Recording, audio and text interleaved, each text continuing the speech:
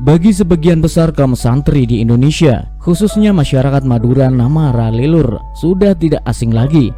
Bagaimana tidak, Ralilur yang mempunyai nama lengkap Kiai Haji Khalilur Rahman ini adalah cicit ulama besar Indonesia, yaitu Kiai Haji Khalil bin Abdul Latif atau Syekhona Khalil Bangkalan atau Mbah Khalil. RL adalah sosok ulama yang zuhud dan tawadhu. Masyarakat Madura menilai RL dalam makom jazab. Dalam terminologi sufi tasawuf, jazab merupakan suatu tahapan untuk mencapai tingkat kesempurnaan dalam kewalian. Orang yang tak paham bisa jadi mengira ia gila. Maklum, penampilannya apa adanya. Apalagi perilakunya cenderung aneh. Ia kadang hidup di tengah laut, merendam diri sampai berhari-hari.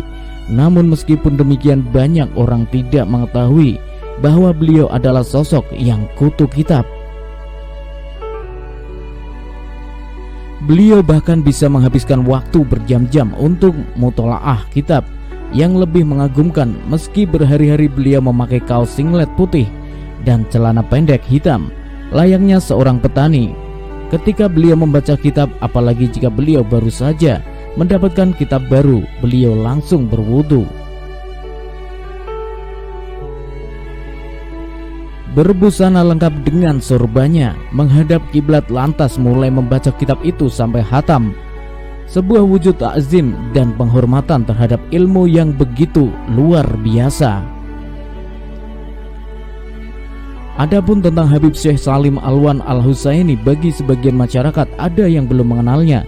Namun bagi beberapa musyayikh dan kiai nadliyin sudah tidak asing lagi, karena beliau sering diundang dalam event-event yang diselenggarakan NU, mulai dari tingkat PBNU, PWNU maupun PCNU, baik daurah, seminar ataupun pengajian umum.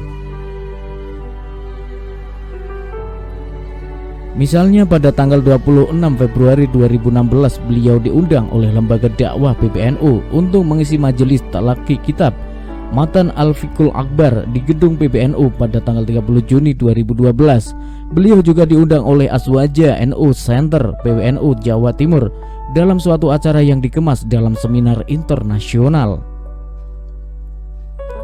Bahkan beliau diundang beberapa kali oleh Kiai Haji Hashim Musyadi sebagai pembicara pada acara ICIS, International Conference of Islamic Scholar di Jakarta. Syekh Salim lahir di Beirut, Lebanon, namun SS hijrah ke Australia dan mengajar serta berdakwah di sana. Saat ini SS dipercaya sebagai Amin A'am, Sekretaris Umum Darul Fatwa Australia untuk komunitas muslim di sana.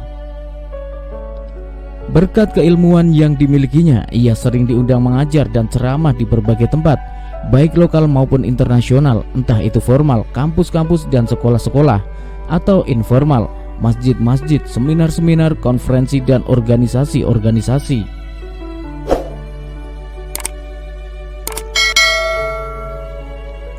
SS datang pertama kali ke Indonesia, khususnya Jakarta pada tahun 1997 dan menetap sementara di Jakarta sampai dengan tahun 1998 akhir.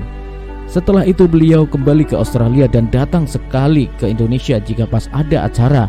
Beliau sengaja datang ke Jakarta karena diutus secara khusus oleh guru dan murabbi beliau, yaitu Al-Waliyu Al-Soleh Al-Imam Al-Muhaddis Al-Syekh Abdullah Al-Hariri Al-Hababsi Al-Abdari.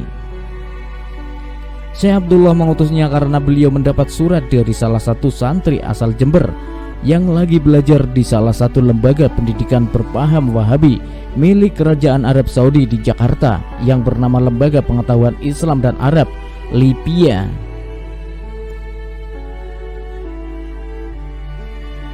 Dalam suratnya, di santri curhat dan prihatin karena banyak anak-anak santri alumni pesantren yang lagi belajar di Libya yang terpengaruh dengan ajaran Wahabi yang merupakan mazhab resmi Saudi dan diajarkan di lembaga tersebut.